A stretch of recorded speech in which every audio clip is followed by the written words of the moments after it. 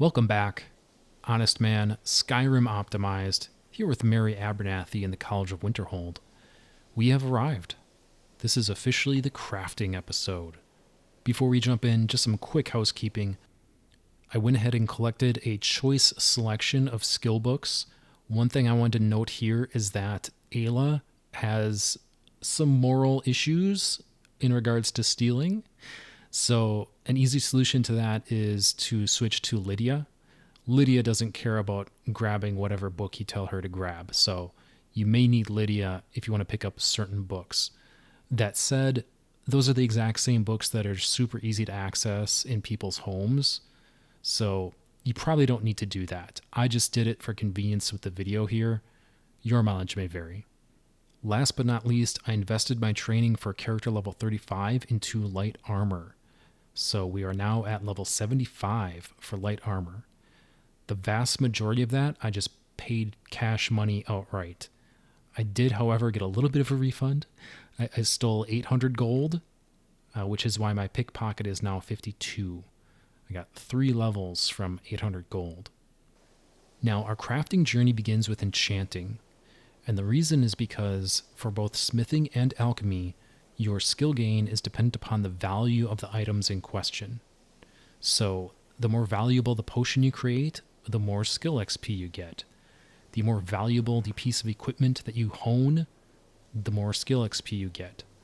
And in both of those cases, we can create equipment that is going to enhance our ability in smithing and alchemy, respectively. Doing so, however, obviously requires enchantment.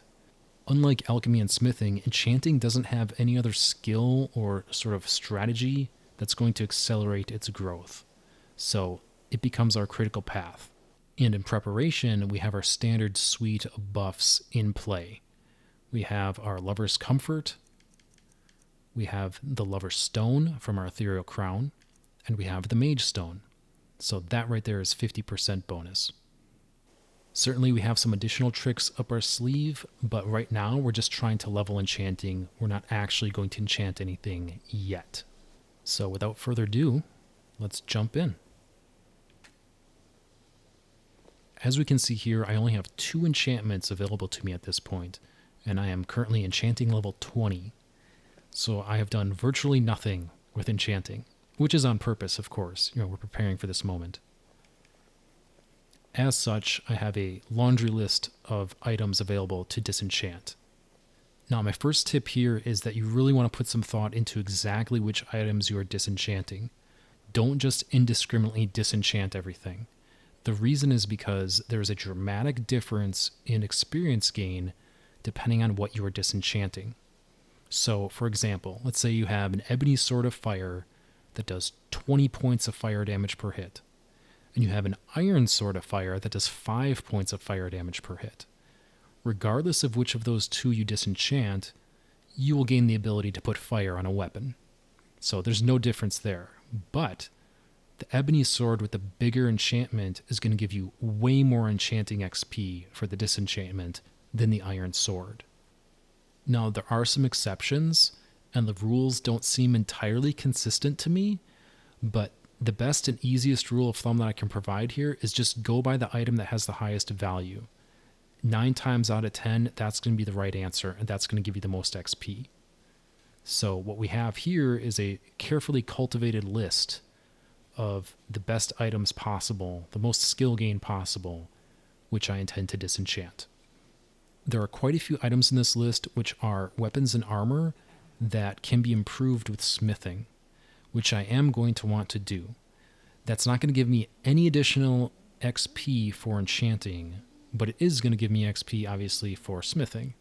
So I'm going to want to do that. As such, I'm going to save those for last, and we're going to prioritize the non-smithable items first and see how far we get. So I'm going to start chewing up robes here.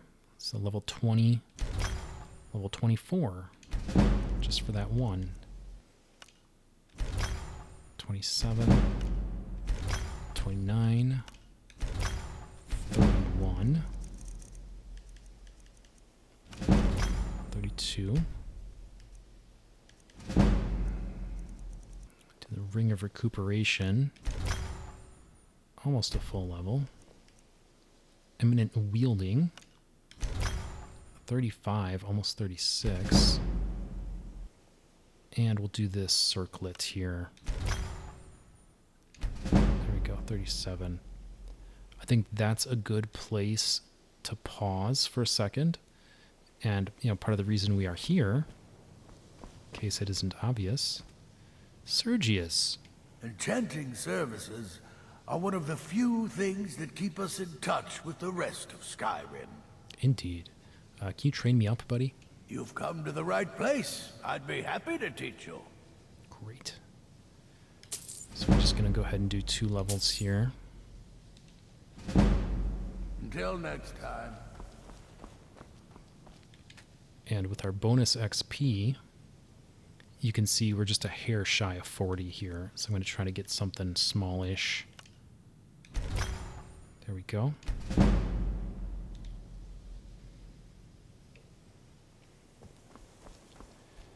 Now, I do think I want to refund. So I'm going to unequip the Etherial Crown because I actually want to try to minimize my pickpocket gain here. 83%. Easy.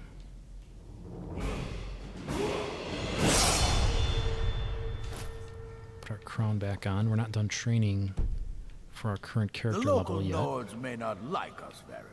You've come to the right place. I'd be happy to teach you. You've come to the right place. I'd be happy to teach you. Yeah, we'll do 2 more there.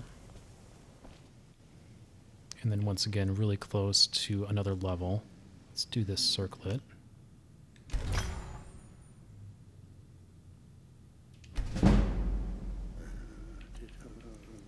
Alright, that was actually way too much. Let's do this paralyzing dagger. There we go. At 78. There we go. And I do obviously have my pickpocket gear on, which isn't terribly crazy. I have 15%, 20%. The gauntlets are 30%. That's by far my best piece. And then 15% on the Thieves Guild boots. You've come to the right place. I'd be happy to teach you.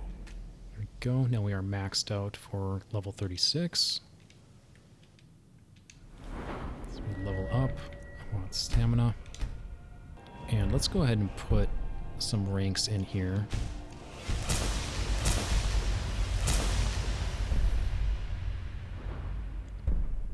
You've come to the right place. I'd be happy to teach you.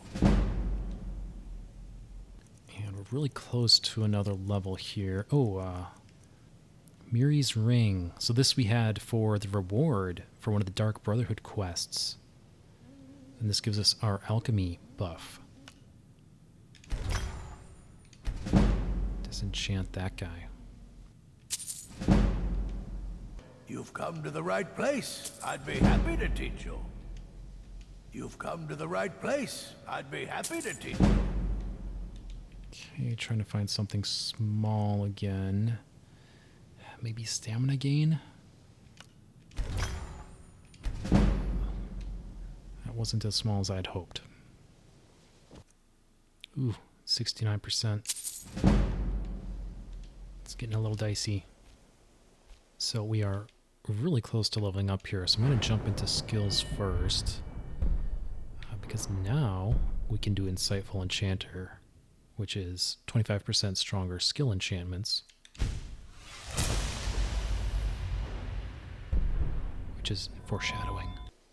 Because yeah, here we have level 51, so now the training cost increases to 1500.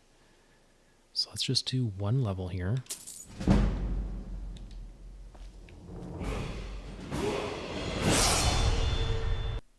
Ooh, yeah, so 20%. Weapons and armor. That's no good. That will not do. But we can put on our Ozadal's gear, which gives us that plus 10 for Ozadal's Genius. And we still do have Seeker of Sorcery as well. Now, our weakest link for pickpocketing is the boots, which are only 15, and the necklace, which is only 15.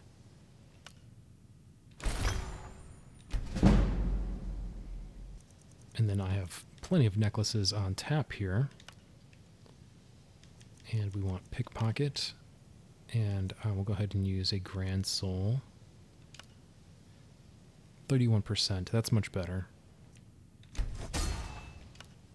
And then we'll do some boots as well. Okay, not great, but 52, that's doable. There we go. You've come to the right place. I'd be happy to teach you. You've come to the right place. I'd be happy to teach you. Well, I think you can get the idea. I'm going to keep repeating here until we hit a roadblock, or if I run out of things to disenchant. Okay, our friend at the college took us as far as he could. I'm now level 76 enchanting. And I actually lost a level in there. I've been trying so hard not to lose training levels. But I think it was level 40 that I just completely skipped, because I got way too much XP from pickpocket and enchanting. But nevertheless, those days are basically behind us now. The game is functionally over in terms of leveling, and we can just kind of go crazy. But either way, I still want to make use of these training levels. I have a couple left for my current character level. So we're back to see our good friend Yorland. It's an honorable craft. I'll show you what I can. Yeah, so I got 2 more levels. Let's do one there. And I did upgrade my ring as well, so I have 36% pickpocket on this silver ring here. I needed that to help keep it reasonable back at the college. And in doing so, we took our pickpocket all the way to 100. So we are at max, and my percentage here is 58, which isn't terrible. I'll show you what I can. And now we're going to hang out at the Skyforge here for a little bit. I didn't dip into any of the smithable, disenchantable items yet. I only disenchanted the non-smithable items. So we're going to smith up the ones that I didn't get to, and then back to enchanting after that, and disenchant all of them. Okay, home sweet home. We have switched back into our mage buffs. So we are back into enchanting mode. I smithed up everything that I want to disenchant here. So we're just going to eat through it.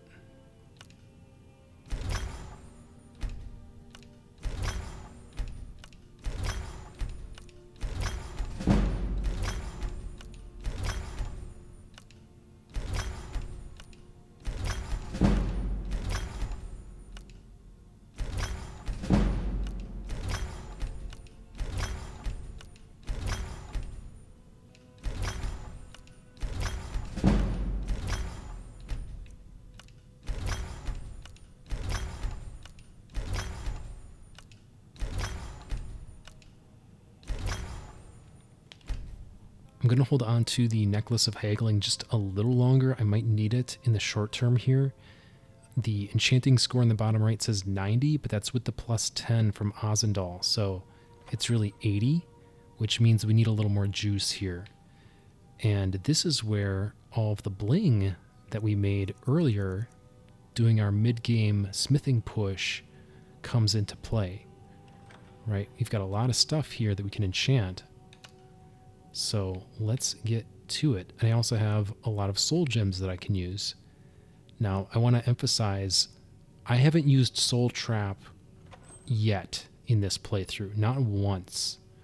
So these are all just filled gems that I happened across. And I'm just going to start going through the petties first. Okay, I chewed through all the petty soul gems.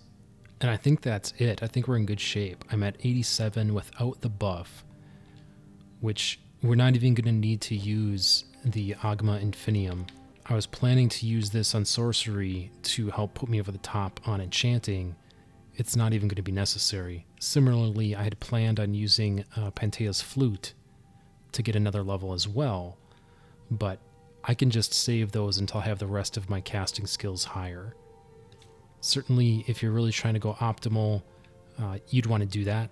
You'd want to take advantage of those. But for the sake of the recording here, I'm trying to keep this brief. So we're just going to read our books. Remember that we have the black book that gives us +2 skill ups for our skill book instead of just +1. And also bear in mind that we do get some bonus XP for this as well. So let's see how we do.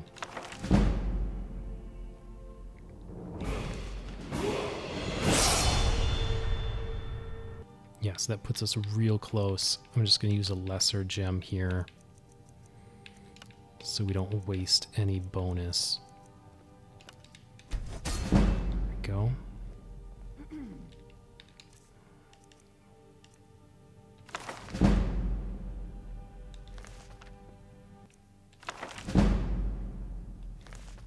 That's pretty good. And I will go ahead and use the necklace here. We're going to replace that really quick anyway.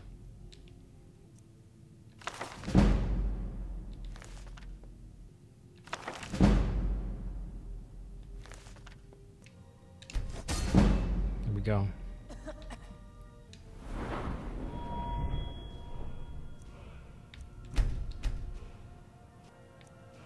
Oh, we actually got 2 level ups there.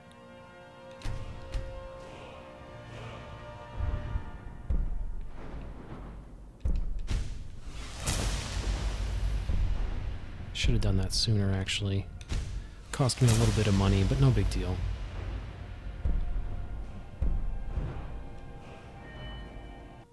Now this is where the investment starts to pay back. We are going to create our first set of crafting gear. And just double checking our buffs here, we have Azadal's +10 to enchanting, and we have Seeker of Sorcery.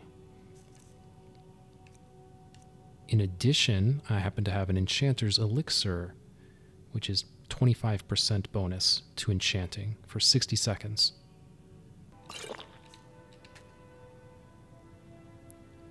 Now, we want to use our best soul gems possible, which means grand level.